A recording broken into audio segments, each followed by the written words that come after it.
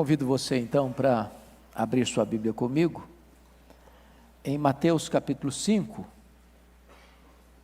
Mateus capítulo 5, versos de 1 a 3, é o texto que vamos expor nesta noite com a graça de Deus. Mateus 5, de 1 a 3.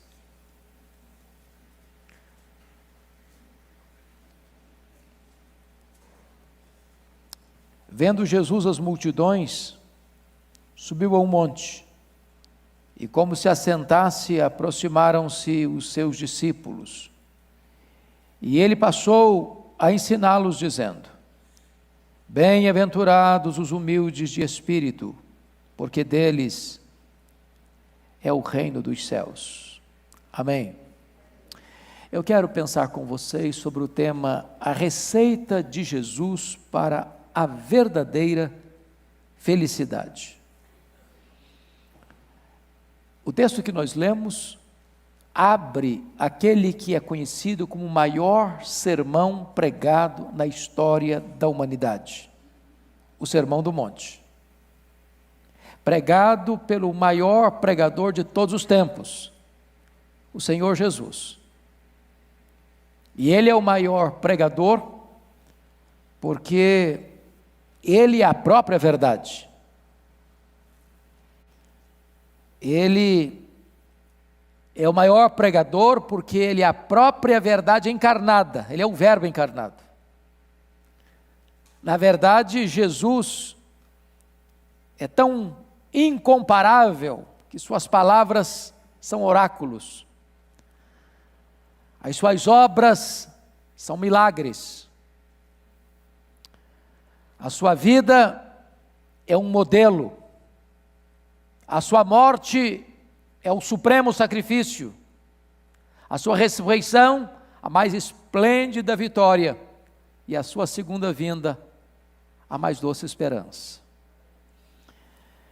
Enquanto nós não conseguimos conhecer todas as faces dos ouvintes, ele conhece o coração de todos os homens. Jesus, sendo o maior pregador de todos os tempos, o supremo pregador, ele está absolutamente qualificado para tratar conosco sobre a verdadeira felicidade. E eu quero dizer para você que a fé cristã, que o cristianismo, é a religião da felicidade. Nenhum problema em um homem buscar a felicidade. O homem foi criado para isso. Deus não criou o homem para ser infeliz. Deus não criou o homem para viver frustrado. Alguns teólogos dizem que o propósito da vida não é a felicidade, é a santidade. Preciso concordar que o propósito de Deus para nós é a santidade. Sede santos, porque eu sou santo. Mas não é verdade que o propósito de Deus para nós não seja a felicidade. E eu penso que quem capturou esse entendimento com mais precisão foram os teólogos de Westminster. Quando reunidos no século XVII, na abadia de Westminster, em Londres, na Inglaterra, fizeram uma pergunta. E a pergunta foi esta: qual é o fim principal do homem? E eles responderam: o fim principal do homem é glorificar a Deus e gozá-lo para sempre. Aí eu preciso concordar com o pregador americano John Piper, quando ele diz que o meu e o seu problema não é a busca da felicidade. Absolutamente não. O nosso problema é contentar-nos com a felicidade pequena demais, limitada demais, terrena demais, passageira demais, superficial demais, quando Deus nos criou e nos salvou para a maior de todas as felicidades, a felicidade de conhecê-lo, de amá-lo, de fruí-lo, de vivermos para a glória dEle. Então o Senhor Jesus Cristo está aqui abrindo para nós o caminho para esta verdadeira felicidade. Onde ela está? No dinheiro? No sucesso? Na fama? nos prazeres, nas conquistas, na cultura, no reconhecimento, no aplauso dos homens? Onde está a felicidade? Como encontrá-la? O grande sábio Salomão, no seu período de crise existencial, ele escreve o livro de Eclesiastes. E no capítulo 2 deste livro, ele faz uma jornada na busca da felicidade. E ele procurou a felicidade, em primeiro lugar, no álcool. Achou que a felicidade estava no fundo de uma garrafa. Desiludido, procurou a felicidade na riqueza. Tornou-se um homem riquíssimo, uma fortuna colossal, mas não encontrou a felicidade lá. Então ele partiu para as aventuras, tendo 1000 mulheres, entregando-se às delícias dos prazeres carnais, mas frustrou-se novamente. Então procurou a felicidade na fama, no sucesso, e tornou-se um homem reconhecido em seu tempo como o mais sábio, o mais culto, o mais rico, o mais famoso. E ao final desta procura, descobriu que tudo isso não passava de bolha de sabão, de vaidade, só colorido, mas nenhuma consistência, nenhum conteúdo. Onde está a verdadeira felicidade? Então, é sobre esse assunto que eu quero conversar com você, à luz do texto que nós acabamos de ler. Primeiro ponto é que a verdadeira felicidade é um grande paradoxo aos olhos do mundo, irmãos. Um grande paradoxo. Porque a verdadeira felicidade é abraçar o que o mundo repudia e repudiar o que o mundo aplaude. Se não, vejamos, Jesus diz: feliz é o pobre, feliz é o que chora, feliz é o manso, feliz é o que tem fome e sede de justiça, feliz é o misericordioso, feliz é o puro de coração, feliz é o pacificador, feliz é o perseguido por causa da justiça. Se você parar para perceber, esses valores estão completamente esquecidos e completamente hostilizados por esse mundo. Feliz é o soberbo, feliz é o durão, feliz é aquele que luta pelos seus direitos e até usurpa o direito do outro. Feliz é o que bebe todas as taças dos prazeres. Feliz é aquele que não sofre perseguição, mas produz perseguição.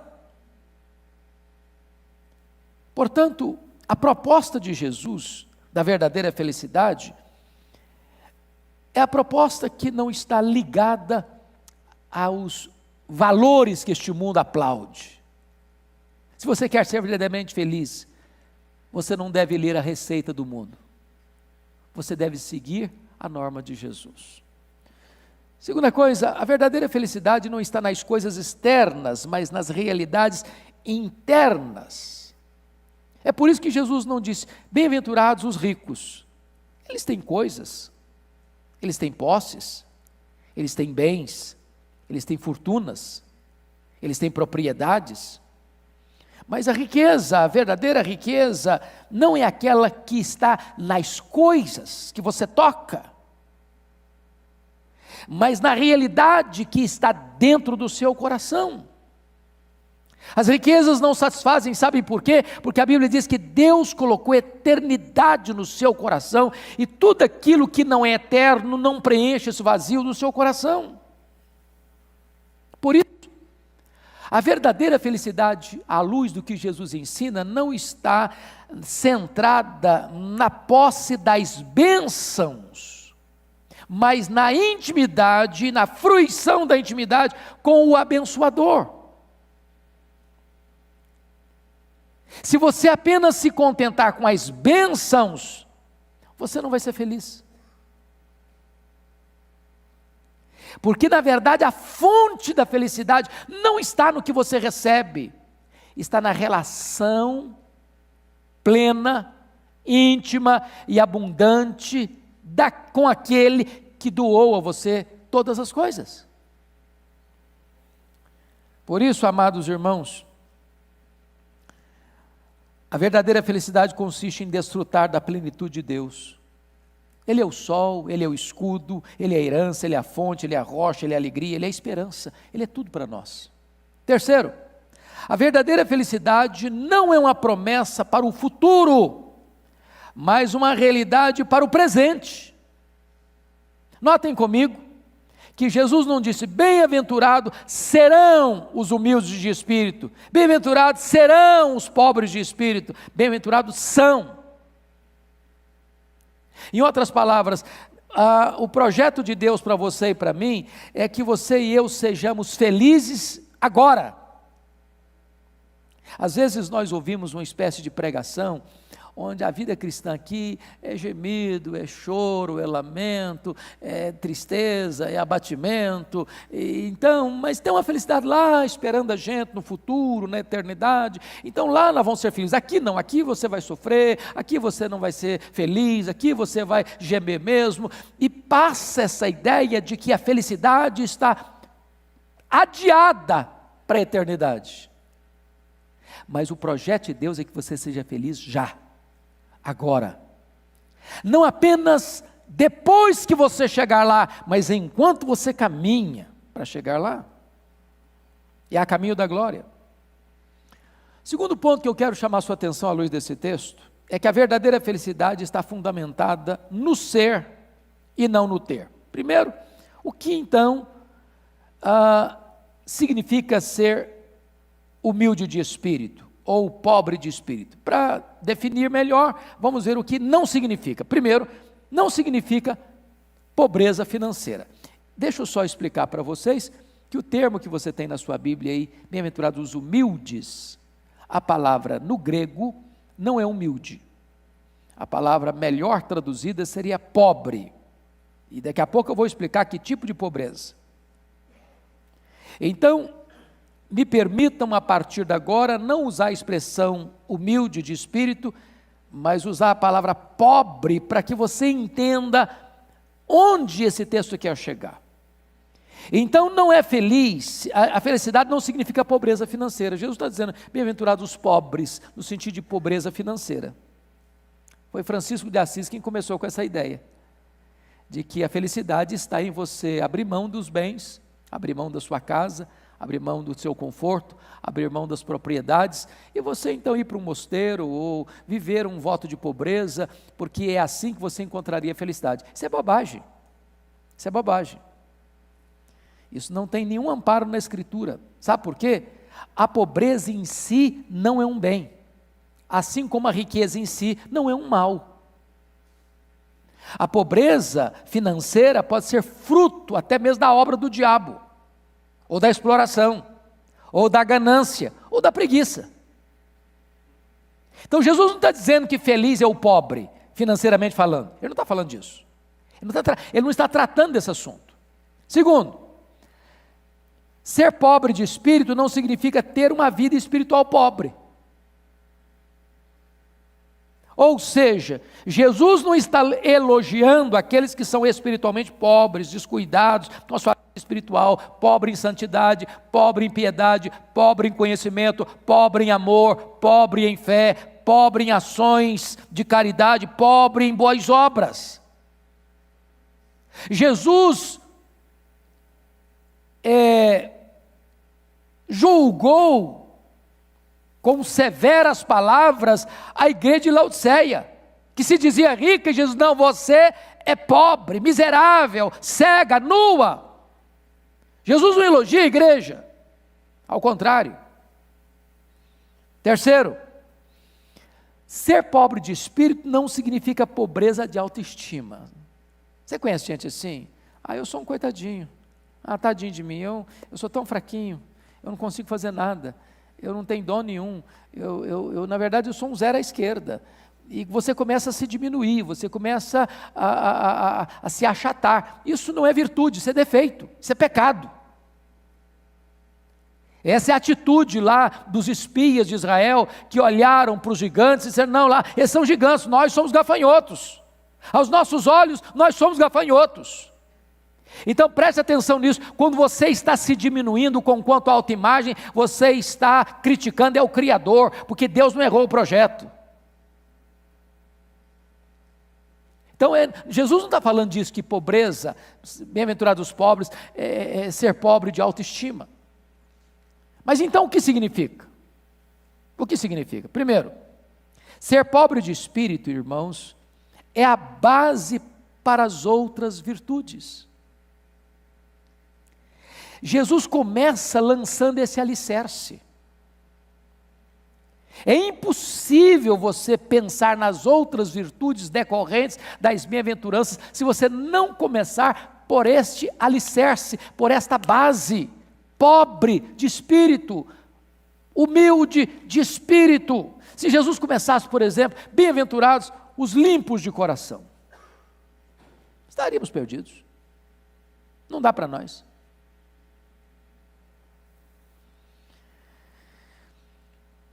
O que significa isso? O começo da bem-aventurança é quando você reconhece que você precisa se aproximar de Deus de mãos vazias, sem pleitear direitos, sem reivindicar o que você pressupostamente merece. Você precisa chegar diante de Deus pobre, necessitado, dizendo: Senhor, eu não tenho nada, eu dependo de Ti, eu careço de Ti, eu necessito do Teu socorro, eu necessito da Tua ajuda. A não ser que você comece por aí, não há esperança. E é por isso que eu gostaria que você entendesse agora o significado da palavra pobre, que aparece aí no grego. Bem-aventurados os humildes de espírito, bem-aventurados os pobres de espírito. A palavra pobre aí, tem duas palavras no grego para pobre. A primeira palavra é a palavra penês, e penês é o pobre que não tem o luxo, mas possui o básico. Ele não tem o supérfluo, mas ele não tem necessidade do básico. Esse é o penês. Ele é pobre, mas tem uma casa para morar. Ele é pobre, mas tem roupa para vestir. Ele é pobre, mas tem cama para dormir. Ele é pobre, mas tem comida sobre a mesa. Ele é pobre, mas tem uma vida boa, não tem necessidade. Ele só não tem luxo, mas ele é pobre. Esse é o penês. Mas a segunda palavra para pobre no Novo Testamento, no grego, na língua grega, é a palavra ptokos. E a palavra ptokos descreve o pobre mendigo, o pobre desprovido de tudo, o pobre que não tem nada, o pobre que está numa plena e total necessidade. E a palavra que Jesus usou no texto, bem-aventurados os pobres de espírito, não é penês, é ptokos. O que então isso significa? Significa o seguinte, que feliz é o homem que reconhece sua total carência e coloca, portanto, a sua plena confiança em Deus. Por que Jesus resistiu tanto aos fariseus? É porque os fariseus se aproximavam como alguém que tinha direitos. Eles se achavam melhores do que os outros. Eles batiam palmas para eles mesmos. Eles faziam propaganda das suas virtudes. Eles se autoelogiavam na sua piedade, na sua vida de oração, nas suas esmolas, na sua prática religiosa. Eles achavam que tinham méritos e virtudes para estadiarem diante de Deus. Porém, aqueles que chegaram como o publicano: Senhor, tem misericórdia de mim, eu sou um pecador. Esses alcançaram favor, esses alcançaram misericórdia. Esses de fato eram pobres de espírito. Se você parar para perceber, somente aquele que é reduzido a nada e repousa na misericórdia de Deus pode ser considerado pobre de espírito. É a atitude que Moisés teve: Senhor, quem sou eu? Eu nem sei falar. É a atitude que Isaías demonstrou: ai de mim, Senhor, eu estou perdido. É a atitude que Pedro demonstrou: Senhor, eu sou um pecador, afasta-te de mim. É a atitude que Paulo demonstrou: miserável homem que eu sou. É exatamente isso que significa ser pobre de espírito. É você chegar diante de Deus e: Senhor, eu não tenho nada, eu dependo completamente da tua graça. Se você parar para entender isso, consciência disso é a sua verdadeira riqueza. Ser pobre de espírito é a nossa verdadeira riqueza, porque a riqueza de Cristo só pode ser apropriada pelos pobres de espírito. Quão pobres, portanto, são aqueles que pensam que são ricos. Lembram da igreja de Esmirna? Jesus se dirige à igreja de Esmirna assim: eu conheço a tua pobreza, mas tu és rico. Quanto mais pobre de espírito você for, mais rico você será, aos olhos de Deus. Quanto mais virtudes você estadiar sobre você mesmo ou em você mesmo, mais miserável você é. Agora, por que devemos ser pobres de espírito? Porque só depois que você reconhece que você está vazio, é que você pode ser cheio. Como é que Deus vai encher você da graça dele se você está entupido de você mesmo? Como é que você vai ser cheio do Espírito Santo se você é um poço de orgulho, transbordando de vaidade? É quando você se esvazia, aí Deus enche você. Se você não for pobre de espírito, você não vai valorizar Cristo, você não vai desejar Cristo, você não vai desejar graça, você não vai desejar ser pleno de Deus, você já se basta, você já está cheio de você mesmo. Quando você não for pobre de espírito, você não estará pronto, portanto, a receber a graça de Deus. Enquanto você não for pobre de espírito, você não pode ir para o céu. Sabe por quê? Bem-aventurados os pobres de espírito, porque deles é o reino dos céus. Portanto, lá no céu só entra um tipo de gente: quem é pobre de espírito. Ninguém entrará no céu batendo no peito: eu estou aqui por meu merecimento.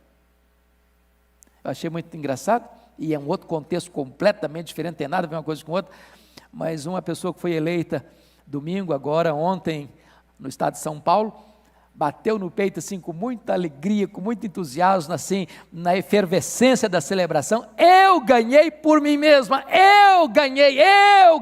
Ela repetiu eu algumas vezes. É claro que era numa campanha política, não tem nada a ver com salvação. Entretanto, do ponto de vista espiritual, ninguém vai poder chegar no céu com bandeiras e bandeirosas: eu cheguei porque eu mereci, eu fiz por onde, eu tinha virtudes para chegar até aqui. Não, absolutamente não. Só vai entrar lá os pobres de espírito, porque dos tais é o reino dos céus. Como podemos saber que estamos ou que somos pobres de espírito? Quando? Como é que você pode fazer uma avaliação de você mesmo para saber: será que eu sou então? Primeiro, quando toda a base da sua aceitação por Deus está nos méritos de Cristo. Em que é que você está confiando? Para ser recebido por Deus. Eu acho que eu vou ser recebido por Deus porque eu não bebo, eu não fumo, eu não danço, eu não mato, eu não roubo, eu não adultero, eu trabalho, eu sou honesto, eu sou um bom pai, eu sou crente, eu frequento a igreja, eu entrego meu dízimo. Essa é a base?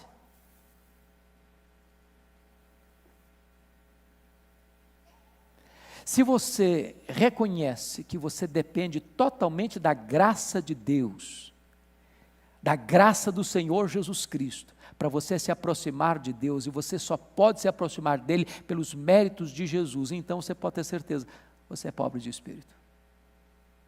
Segundo, como é que você pode saber? quando o seu coração estiver desprovido de toda e qualquer vaidade. Leia um dia atentamente o livro de Jó, e você vai ver que aquele homem era um homem piedoso, e o próprio Deus disse isso, aliás, o mais piedoso da sua geração, mas enquanto ele estava sendo provado, muitas vezes ele argumentou com Deus, para Deus dar a oportunidade a ele, para ele mostrar para Deus as suas virtudes, seus predicados morais, sua justiça. Mas de repente esse homem tem uma visão da glória de Deus, da majestade de Deus, da santidade de Deus, do poder de Deus. E nesse momento esse homem se encolhe, para dizer o seguinte: eu te conhecia só de ouvir, mas agora os meus olhos te veem, por isso eu me abomino no pó e na cinza. Enquanto estiver uma gota de farisaísmo no seu coração,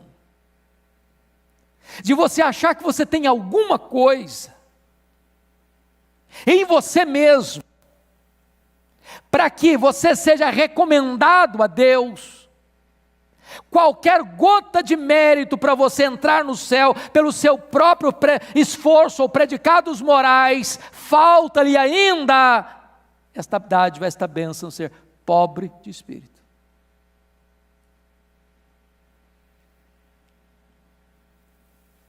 Quais são os motivos para nós sermos pobres de espírito? Primeiro, é porque sendo assim, esta é a nossa riqueza. Nós somos ricos se formos pobres. O reino de Deus está invertido, é de ponta cabeça. Quem perde é quem ganha é quem perde. Não me façam comparações. Eu sei que vocês são muito espertos. No reino de Deus, perder a vida é ganhá-la.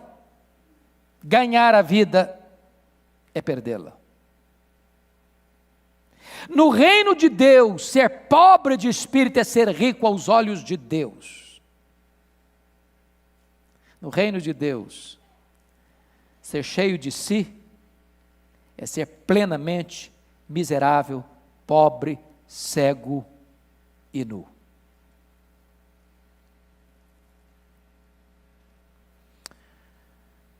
Agora preste atenção que esta felicidade é uma recompensa para o presente. Bem-aventurado os pobres de espírito, porque dos tais é o reino de Deus. Dos tais é o reino de Deus. Não diz dos tais será o reino de Deus. E aqui está uma gloriosa verdade, meus amados irmãos, de que o céu, embora ainda não usufruído na sua plenitude agora, mas ele já pode ser nosso agora. Isso significa que você pode ter certeza da sua salvação. E eu posso lhes garantir que poucas doutrinas das Escrituras são mais consoladoras do que esta. É você saber que não é necessário você chegar lá para ter certeza, você já pode ter certeza agora. Enquanto você caminha, você tem plena convicção. Porque Jesus foi categórico: bem-aventurados os pobres de espírito, porque dos tais é o reino de Deus, ou o reino dos céus. Não é apenas uma bênção para ser usufruída no futuro, mas para ser usufruída já no presente. Mas para um pouquinho para pensar comigo, bem-aventurado, o que é bem-aventurado? O que significa isso? Feliz. Mas a palavra feliz aqui, no grego, é makarios. E makarios não é apenas feliz, é muito feliz. Mas que felicidade! Quando eu digo para você assim, alguém é feliz ou está feliz, porque existe uma diferença, não existe? Entre estar feliz e ser feliz? Concordam que há diferença? Deixa eu lhes dar um exemplo. Vocês já ouviram falar do Dr. Spafford, um médico, melhor dizendo, um advogado, que viveu no século XIX na cidade de Chicago. Ele era um homem muito rico, e numa das cruzadas do Dr. Dwight Lyman Moody, em Chicago, ele foi convertido a Cristo. Vocês já leram que houve um grande incêndio certa feita em Chicago, quando Moody estava pregando por lá. E nesse incêndio, esse Dr. Spafford perdeu boa parte da sua riqueza, virou cinza. Não bastasse essa tragédia financeira, ele tinha 4 filhas e um filho. O seu filho morre. E ele então, para aliviar a dor do luto, resolve fazer uma viagem com a sua família, com a sua esposa e as 4 filhas. Na véspera da viagem, ele não pode embarcar com a sua mulher e as suas filhas, e então embarca-as com a promessa de que iria na semana seguinte ao encontro delas. Ao embarcarem, enfrentam um terrível naufrágio. E as 4 filhas morrem naquele acidente. Sua esposa manda-lhe um telegrama: salva, porém só. Ao saber da tragédia, ele pega um navio para ir ao encontro da sua mulher e pede ao comandante para mostrar para ele exatamente o local do naufrágio, onde as suas filhas foram engolidas pelas águas.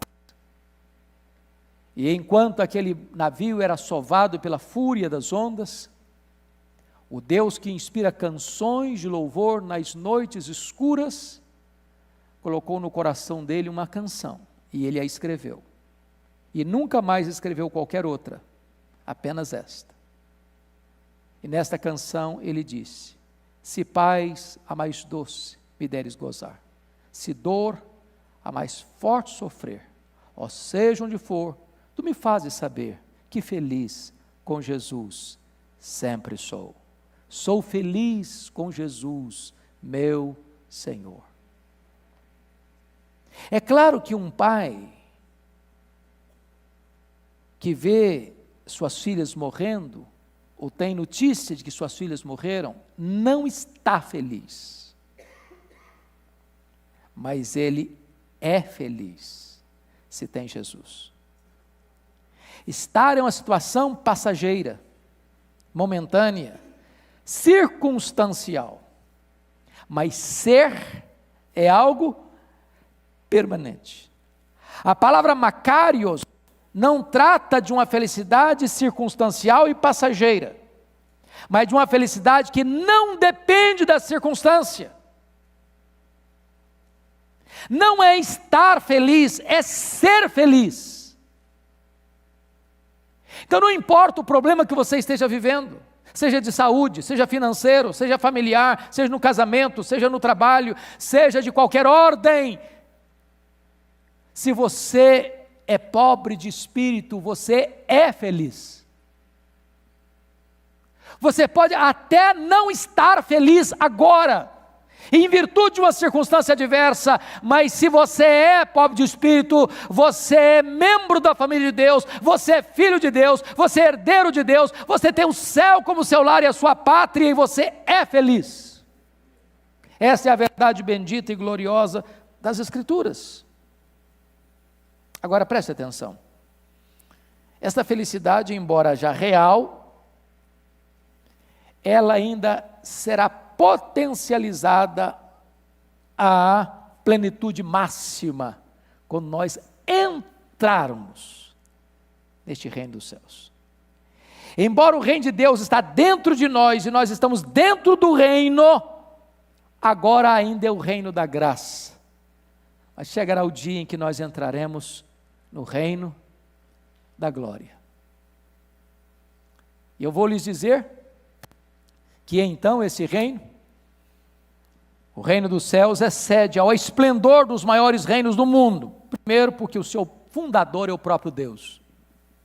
Segundo, porque esse reino será mais rico do que todas as riquezas de todos os reinos.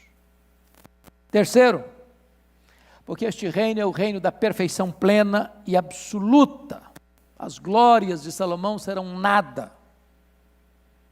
Eu acho que os palácios dos sheiks, dos Emirados Árabes, serão palhoças. Porque este reino excede em segurança, nada contaminado, entrará lá nenhuma maldição. Porque este reino excede a todos em estabilidade. Os reinos deste mundo passarão, mas o reino de Cristo é eterno. Eterno. E a você, que é pobre de espírito, pertence esse reino. Eu quero orar com vocês. E fazendo uma pergunta agora pessoal, você já recebeu esse reino? Você já é pobre de espírito? Você tem em Cristo a sua maior alegria? O que eu acho curioso é que quando Jesus pregava essas coisas, não foram os fariseus que se consideravam ricos em méritos, nem os zelotes que sonhavam com o estabelecimento do reino com sangue e espada, mas foram os publicanos,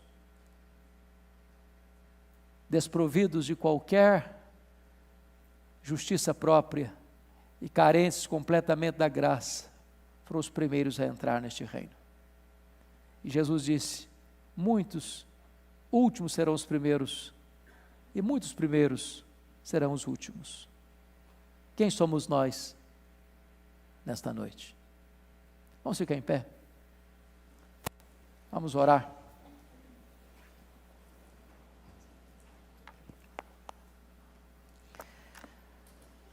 Deus, nós fomos desafiados nesta noite pela Tua palavra.